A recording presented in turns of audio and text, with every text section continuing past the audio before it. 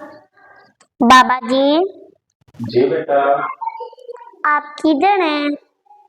Room में हो, आ जाए। अस्सलाम वालेकुम। बाबा जी, आज 18वां रोजा है और आप अभी तक 15वां पारा पढ़ रहे हैं। जी बेटा, मैं आज रूटीन की तिलावत नहीं कर रहा क्योंकि आज जुमातुल मुबारक है और मैं सूरह कहफ की तिलावत कर रहा हूँ।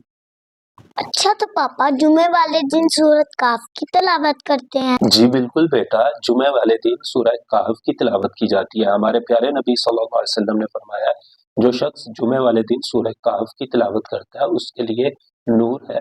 अच्छा, तो पापा जुमे वाले दिन और क्या करते हैं? बेटा, जुमे का दिन हमारे लिए ईद का दिन है, इसीलिए हमें जुमे के दिन नफली रोजा रखने से हमारे प्यारे नबी सल्लल्लाहु अलैहि वसल्लम ने मना फरमाया है। और जुमे वाले दिन सबसे अहम काम हमारे नबी सल्लल्लाहु अलैहि वसल्लम ने फरमाया है कि जुमे के दिन फजर की नमाज बाजमात अदा करना यह सबसे अफजल काम है। लिहाजा हमें जुमे वाले दिन फजर की जमात को कभी मिस नहीं करना चाहिए।